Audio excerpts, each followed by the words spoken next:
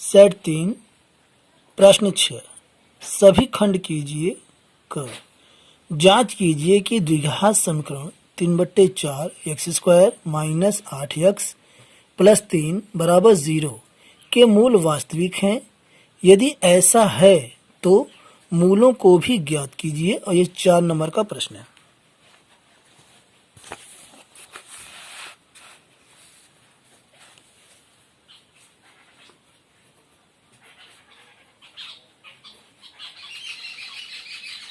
तीन बट्टे 4 x square minus 8x plus 3 बराबर 0। तो इसमें हम क्या करेंगे, ए बी सी पहले निकाल लेंगे। यहां पर हम तुलना करते हैं द्विघात समीकरण।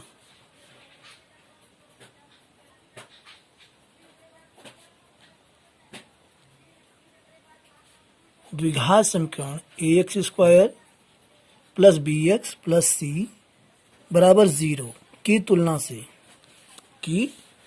तुलना कर देंगे हम तुलना से। तो ए के स्थान पर है 3/4, बी के स्थान पर है -8 और सी के स्थान पर है 3। अब यहां पर हम निकाल लेंगे विविक्त कर, यानी कि डी।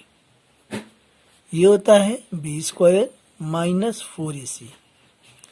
तो बी यहाँ पर है -8 का स्क्वायर माइनस 4, ए यहाँ पर है 3/4 और सी यहाँ पर है 3।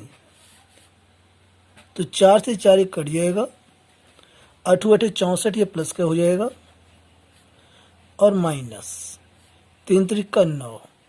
अब 64 में से हम 9 घटा देंगे तो आ जाएगा यहाँ पर 55। तो चूंकि यह 55 जो है यह 0 से बड़ा है, इसलिए समीकरण के जो मूल होंगे वह वास्तविक होंगे। तो यहाँ पर हम लिख सकते हैं चूंकि d बराबर 0 है, इसलिए समीकरण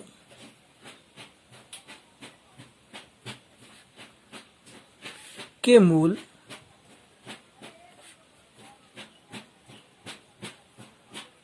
वास्तविक हैं और मूलों को भी ज्ञात करना है। तो यहाँ से मूल के लिए हमारे पास होता है श्रीधराचार्य का नियम हम लगा देंगे। x बराबर -b plus minus √b square minus 4ac और बटे में 2a। तो यहाँ से मूल हम ज्ञात कर सकते हैं। -b तो माइनस और b यहाँ पर हमने निकाला है -8, तो -8 और ये plus minus √b square minus 4ac हमने निकाल लिया है, ये है 55। तो यहाँ हम रख देंगे 55 और बटे में 2a। तो 2 गुणा में a का यहाँ पर मान है 3/4, तो रख देंगे हम 3/4। अब 2 से 4 को काट देंगे, 2 दूना 4 आ गया 3/2। अब माइनस गुणा माइनस में प्लस हो जाएगा, 8 आ गया और ये प्लस माइनस √55 बटे में 3/2। तो इसे हम पलट के इसमें गुणा कर देंगे, तो इसे लिख सकते हैं हम, ये 2/3 हो जाएगा, 2/3 और इसे हम ब्रैकेट में लिख सकते हैं 8 प्लस माइनस √55 और यही x के 2 मान है और ये इस क्वेश्चन का राइट आंसर है। अगला प्रश्न 6 का ख, किसी मीनार के आधार से एक ही सरल रेखा में a तथा b दूरी पर स्थित 2 बिंदुओं a तथा b से देखने पर मीनार के शिखर के उन्नयन कोण एक दूसरे के कोटि पूरक हैं। सिद्ध कीजिए कि मीनार की ऊंचाई √ab है। यदि a बराबर 18 मीटर तथा b बराबर 32 मीटर है तो मीनार की ऊंचाई ज्ञात कीजिए। और यह प्रश्न भी 4 नंबर का है। तो इसका चित्र कैसे बनेगा, क्योंकि चित्र बनाना ही इसमें सबसे बड़ी बात होती है। फिगर क्वेश्चन 6 का ये ख, तो ये यहाँ पर है ये मीनार, ये क्या है, ये मीनार हम लिख देते हैं मीनार। और इसकी हमें ये ऊंचाई हमें ज्ञात करनी है, ये पता नहीं, इसे हम मान लेते हैं h मीटर। ठीक, अब यहाँ पे कहा है कि मीनार के आधार, आधार होता है ये नीचे आधार होता है, मीनार के आधार से एक ही सरल रेखा में यानी सीधी रेखा में देखिए इस प्रकार से दो बिंदु हैं। एक बिंदु यहाँ पर हमारे पास है कैपिटल ए, दूसरा यहाँ पर है कैपिटल बी, दोनों बिंदु हैं। तो यहाँ से यहाँ तक की जो दूरी है वह है दिया हुआ है, यहाँ क्वेश्चन में स्मॉल ए है, यहाँ लिख देंगे हम स्मॉल ए।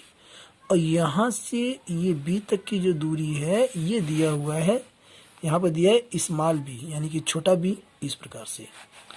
और यहाँ हम ये कहता है कि जो कोण बनेगा, ये कह रहा है, ये प्रश्न में कहा है कि मीनार के शिखर यहाँ पर ऊपर है कि शिखर से उन्नयन कोण एक दूसरे के कोटि पूर्वक, यानी दो कोण यहाँ बनेंगे।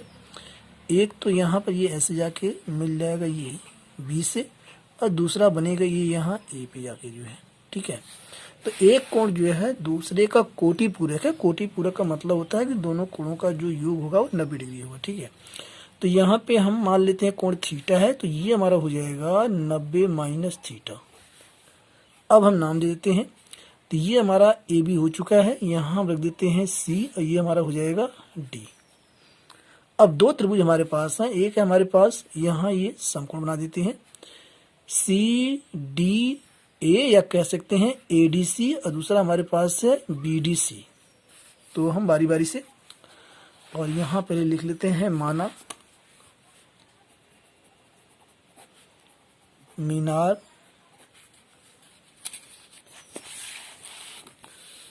मीनार की ऊंचाई बराबर एच मीटर, ये हमने मान लिया है, और यही हमें फाइंड करना है, और हमें सिद्ध करना है कि मीनार की ऊंचाई अंडर रूट ए बी है। तो यहां से सबसे पहले समकोण त्रिभुज, ये ट्रिग्नोमेट्री का प्रश्न है। समकोण त्रिभुज यहां से ए डी सी में, और यहां हम ले लेंगे tan 90 minus theta, tan 90 minus theta बराबर, और tan का फार्मूला होता है लंब बटे आधार। तो लंब यहाँ पर ये हमारा है सी डी, और आधार हमारा है ये ए डी, सी डी बटे ए डी। और tan 90 माइनस थीटा यह होता है कॉट थीटा बराबर सी डी, यहाँ पर है ये एच, और बटे में ये ए डी की जो दूरी है वह ए है, स्मॉल ए। और ये हमारा आ गया इक्वेशन नंबर 1, इसको यहीं रोक देते हैं। अब पुनः है समकोण त्रिभुज बी डी सी में, इस बड़े वाले में बी डी सी में, और अब की बार है tan, और कोण यहाँ पर है थीटा इज इक्वल टू लंब बटे आधार यानी कि सी डी बटे में पूरा बी डी, tan थीटा बराबर सी डी यहाँ पर एच है, हमने मान लिया है, और बी डी की जो दूरी यहाँ पर बी है, पहले ही क्वेश्चन में बोल दिया है, तो एच बट्टे बी। ये हमारा हो गया समीकरण नंबर 2। अब हम क्या करेंगे, समीकरण 1 और समीकरण 2 की हम गुणा कर देंगे। तो यहाँ लिख सकते हैं समीकरण 1 और समीकरण 2 की गुणा करने पर ये हमारा स्टेप हो गया। तो यहाँ पर होता है क्या है कि लेफ्ट का लेफ्ट में गुणा होता है और राइट का राइट में, तो कॉट थीटा गुणा में tan थीटा, ये हो गया हमारा बराबर एच बट्टे ए गुणा में एच बट्टे बी। और कॉट थीटा को हम लिख सकते हैं 1/tan थीटा, इसका फार्मूला होता है गुणा में tan थीटा, यहाँ पर पहले से है, और एच का स्क्वायर हो जाएगा, और ये हो जाएगा नीचे बटे में ए बी। tan थीटा से tan थीटा कट जाएगा, बचेगा 1, तो ए बी की जब त्रिज्या गुणा करेंगे तो ये हो जाएगा ए बी बराबर एच स्क्वायर, या इसे लिख सकते हैं एच स्क्वायर बराबर ए बी। स्क्वायर जो है इधर आके अंडर रूट में बदल जाएगा, यानी कि एच बराबर अंडर रूट ए बी, यानी ऊंचाई हमारी आ गई अंडर रूट ए बी, और यही हमें सिद्ध करना था। ये हमारा हो गया प्रूव्ड। लेकिन यहाँ क्वेश्चन में एक बात और कहा है, क्या कहा है देखते हैं। ये कहा है कि यदि a बराबर 18 और b बराबर 32, तो लिख लेते हैं a बराबर 18 और ये b बराबर 32, तब जो है ऊंचाई क्या होगी। आइए, तो h बराबर यहाँ हम रख देंगे 18 और 32 को, तो यहाँ से 18 और ये गुणा में 32, h बराबर, अब इसका हम गुणनखंड कर देंगे 18 का, तो 2 गुणा 3 गुणा 3, 3 त्रिका 9 दूनी 18 हो जाएगा। और 32 का हम करेंगे 2 गुणा 2 गुणा 2 गुणा 2 और गुणा 2, 2 दूना 4, 4 दूना 8, दूना 16, दूना 32। अब जोड़ा बन जाएगा, इसका बन गया, इसका बन गया, इसका बन गया और इसका इसके साथ बन गया, ठीक। और जोड़ा बन के वर्गमूल में से बाहर आ जाता है, तो यहाँ पर आ गया h बराबर 2 इसका, 3 इसका और इसका भी 1 2 और 1 2 इसका, तो 2 दूनी 4, दूनी 8, अब 8 3 24, तो h बराबर आ गया 24 मीटर, यानी ऊंचाई कितनी है मीनार की, 24 मीटर, और यही इसका आंसर है। अगला प्रश्न 6 का ग, एक खिलौना त्रिज्या 3.5 सेंटीमीटर वाले एक शंकु के आकार का है जो उसी त्रिज्या वाले एक अर्धगोले पर अध्यारोपित है। इस खिलौने की संपूर्ण ऊंचाई 15.5 सेंटीमीटर है। इस खिलौने का संपूर्ण पृष्ठीय क्षेत्रफल ज्ञात कीजिए। और यह प्रश्न भी 4 अंक का है और बढ़िया प्रश्न है ये भी। तो इसका फिगर कैसे बनेगा, क्वेश्चन 6 का ग, और ये कह रहा है कि शंकु के आकार का है जो उसी त्रिज्या वाले एक अर्धगोले पर है, यानी कि पहले शंकु है तो उसके नीचे अर्धगोला है, यानी इस टाइप का खिलौना यहाँ पर बना हुआ है। पहले शंकु और इसके नीचे है ये अर्धगोला, और ये इसकी जो है ऊर्ध्वाधर ऊंचाई है। और इसको थोड़ा ऐसे कर देते हैं ताकि ये समझ में आ जाए। अब नाम दे दें इसको ए बी सी, ये ओ, तो ये जो ओ सी है ये त्रिज्या है, ओ सी बराबर ये त्रिज्या है, और ये त्रिज्या जो है यहाँ पर अर्धगोले की भी त्रिज्या है और ये शंकु की भी त्रिज्या है, तो हम लिख देते हैं त्रिज्या बराबर ये अर्धगोला बराबर शंकु, दोनों की ये त्रिज्या है। और ये प्रश्न कहा है कि ये खिलौने की संपूर्ण ऊंचाई 15.5 सेंटीमीटर, ये यहाँ से लेकर के, ये देखिए ये यहाँ से लेकर के ये यहाँ तक पूरी ऊंचाई जो है ये 15.5 सेंटीमीटर है, 15.5 सेंटीमीटर।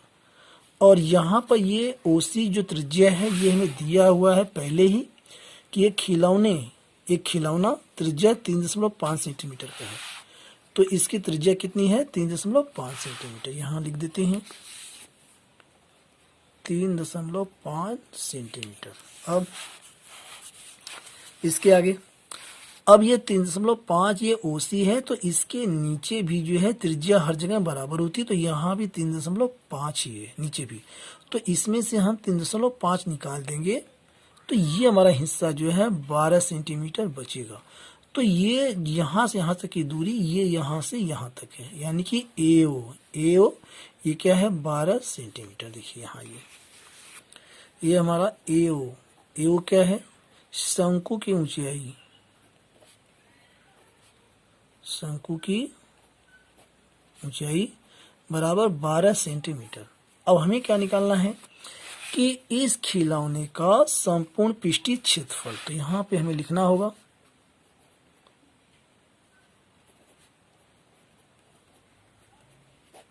खिलौने का संपूर्ण पृष्ठीय क्षेत्रफल। तो हम कैसे निकालेंगे, देखिए यहाँ हम निकालेंगे, यहाँ पर हमारे पास दो यहाँ पर फिगर है, एक अर्धगोला है दूसरा शंकु है, एक दूसरे से दोनों जुड़े हैं, तो यहाँ हम लिखेंगे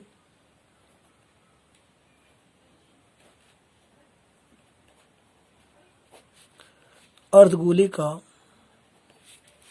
वक्र पृष्ठ, अर्धगोले का वक्र पृष्ठ, और इसमें हम जोड़ देंगे शंकु का वक्र पृष्ठ। ये तो अर्धगोले का वक्र पृष्ठ होता है 2 पाई आर स्क्वायर और प्लस में शंकु का वक्र पृष्ठ होता है पाई आर यल। तो अब हमें यहाँ पर यल निकालना होगा, यल का पता नहीं है, तो यल निकालने के लिए फार्मूला होता है अंडर रूट एच का स्क्वायर प्लस आर का स्क्वायर। तो यहाँ पे अंडर रूट एच, यहाँ पर ऊंचाई इसकी 12 है तो 12 का स्क्वायर और प्लस में त्रिज्या यहाँ पर आर है 3.5 का ये स्क्वायर। अगले स्टेप में अंडर रूट 12 का वर्ग 144 होता है और प्लस में 3.5 का वर्ग यहाँ पर हो जाएगा 12.25। अब इन दोनों को जोड़ देंगे तो अंडर रूट ये आ जाएगा हमारे पास 156.25 जोड़ने पर, और इसका वर्गमूल होता है 12.5, तो यल यहाँ पर आ गया 12.5। अब इनको हम पुट करेंगे 2 और गुणा में पाई का मान होता है 22/7। आर यहाँ पर त्रिज्या है किसकी, अर्धगोले की, तो यहाँ पर अर्धगोले की और शंकु की दोनों की त्रिज्या बराबर है 3.5। तो 3.5 चूंकि स्क्वायरिंग है तो 2 बार यहाँ गुणा के रूप में हो जाएगा 3.5, और प्लस में फिर पाई है तो 22/7 आर यहाँ पर 3.5 और गुणा में अब यहाँ पर हमारे पास आता है यल यहाँ पे क्या निकाला है 12.5। अगले स्टेप में 7 से हम 3.5 काटेंगे तो 7 पंजे 35, 0.5 यहाँ पर आ गया, और इस 7 से हम इस 3.5 को काटेंगे तो यहाँ भी हमारे पास आ जाएगा 0.5, 7 पंजे 35। अब 2 गुणा 22 गुणा में 0.5 और गुणा में 3.5 प्लस में 22 गुणा में 0.5 और गुणा में 12.5। अब इसकी हम आपस में गुणा कर लेंगे रफ में, और इसकी भी कर लेंगे बारी बारी से। तो जब इसकी गुणा करेंगे तो यहाँ पर हमारे पास आ जाएगा 77, प्लस में इसकी गुणा करेंगे तो 137.5 आएगा। इन दोनों को हम जोड़ देंगे तो हमारा आंसर आ जाएगा 214.5 वर्ग सेंटीमीटर, और यही इसका आंसर है। अब इसका प्रश्न 6 का पार्ट घ, निम्नलिखित सारणी से माध्यक ज्ञात कीजिए। प्राप्तांक है और विद्यार्थियों की संख्या दिया हुआ है, और ये भी 4 नंबर का प्रश्न है। तो इसके लिए हम पहले सारणी बना लेते हैं।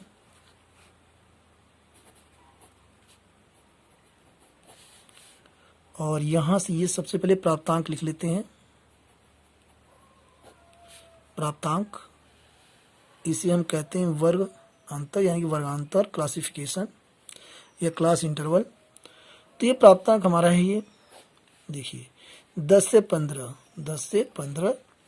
फिर है 15 से 20, इसके बाद है 20 से 25, 25 से 30, 30 से 35, और अंत में है 35 से 40। और ये विद्यार्थियों की संख्या, ये होता है बारंबारता, विद्यार्थियों की संख्या, और इसे हम एफ से दर्शाते हैं, यानी कि फ्रीक्वेंसी।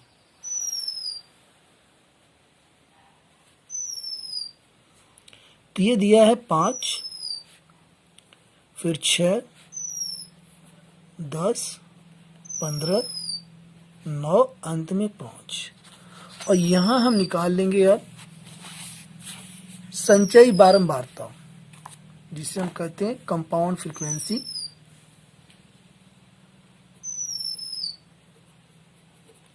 संचयी बारंबारता, और इसे हम कहते हैं CF। तो इसे हम कैसे निकालते हैं, सबसे पहले 5 को यहां हम लिख देंगे, और ये 6 इसमें हम जोड़ के तब लिखेंगे। तो 6 5 कितना हो जाएगा 11, 11 में 10 जोड़ देंगे, आ जाएगा यहाँ पर 21। 21 में हम 15 जोड़ेंगे, आ जाएगा 36। 36 में 9 हम जोड़ देंगे तो 40, और यहाँ पर 5 आ जाएगा 45। 45 में 5 जोड़ेंगे, आ जाएगा 50। अब ये जो फ्रीक्वेंसी है विद्यार्थियों की संख्या, इसे हम जोड़ेंगे तो ये भी 50 आएगा। ये और ये दोनों जो है सेम आना चाहिए। अगर ये सेम नहीं आता है तो कहीं ना कहीं इसमें कोई गलती है। तो ये जो हमारा 50 आ चुका है, इसे नहीं जोड़ना है, यहाँ लिख देंगे योग। और ये जो हमारा 50 है, ये यहाँ पर लिख लेते हैं, ये हमारा यन है, ये हमारा यन है। कितना है? 50। हमें निकालना है n/2, तो 50/2 बराबर 25। ये हमारा 25 है, तो 25 हमारा जो है ये इस लाइन में है 36, यानी कि 22 से लेके 36 तक जितने भी नंबर हैं वो है इसके अंदर, यानी ये लाइन हम यहाँ खींच देते हैं आपको समझने के लिए ऐसे। ठीक, अब यहाँ पर ये जो लाइन हमने खींचा तो यफ यहाँ पर ये है, ये यफ यहाँ पर ये है, इसके ठीक ऊपर ये हमारा होता है CF। ठीक है, ये हमारा यफ है, और इसके इन दोनों में ये हमारा होता है यल, ये हमारा होता है यल। देखिए मैं एरो से आपको यहाँ बता दे रहा हूँ यल। ठीक है, अब यहाँ लिख लेंगे तो यल बराबर है ये 25, यानी कि निम्न सीमा, और इसके बाद यफ का मान यहाँ पर है 15, और CF इसके ठीक ऊपर होता है ये वाला, कितना है ये CF 21। अब हमें एक चीज और चाहिए, एच यानी कि वर्गांतर। तो वर्गांतर हमारा ये है, 30 में से 25 हम हटा देंगे, 30 - 25 कितना आ जाएगा? 5। ये हमने पूरा सारणी कंप्लीट कर लिया है। अब यहां से हम निकालेंगे माध्यक। माध्यक को कभी कभी माध्यिका भी कहा जाता है, इसे अंग्रेजी में मीडियन कहते हैं। इसका फार्मूला होता है L प्लस ब्रैकेट में n/2 माइनस CF और बटे में F और गुणा में H। ये होता है इसका कंप्लीट फार्मूला। अब इस पर इन सबको हम पुट कर देंगे। तो यल यहाँ पे कितना है? 25। यल कितना है? 25 प्लस में n/2 कितना है? 25 माइनस CF कितना है? 21 बटे में F कितना है? 15, H कितना है? 5 गुणा में 5। अब देखिए 25 प्लस, अब 25 में से 21 घटा देंगे तो यहाँ पर आ जाएगा हमारे पास 4, और बटे में कितना है? 15, और गुणा में कितना है? 5। तो 5 से 15 हम काट सकते हैं, 5 - 3 = 15। 25 प्लस में 4/3, 4/3। अब 3 से हम 4 में भाग देंगे,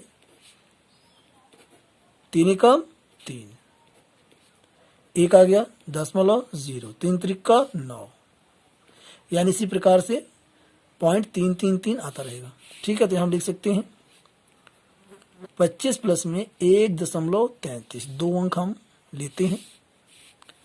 अब 25 और 1 हम जोड़ देंगे, क्योंकि बच्चे गलती करते हैं, 25 को ऐसे जोड़ते हैं। देखिए ये जोड़ने का सिस्टम बच्चे गलत कर देते हैं, 25 और प्लस में 1.33, ये पूरा गलत, क्योंकि यहाँ पर जोड़ना कैसे है हमको 25.00, चूंकि दशमलव संख्या इधर 0 है इसके अंदर, और ये 1.33, ये राइट पोजीशन है जोड़ने का। तो ये 33 और ये 25 और ये 26.33, 26.33, यही इसका माध्यक है इस क्वेश्चन का राइट आंसर। अब रहने देते हैं प्रश्न इसमें का आंसर में का जो प्रश्न 7 बचा है, लास्ट प्रश्न, ये हमारा आता है यहाँ से, ये प्रश्न 7। अब इसे हम कल के वीडियो में सॉल्व करेंगे।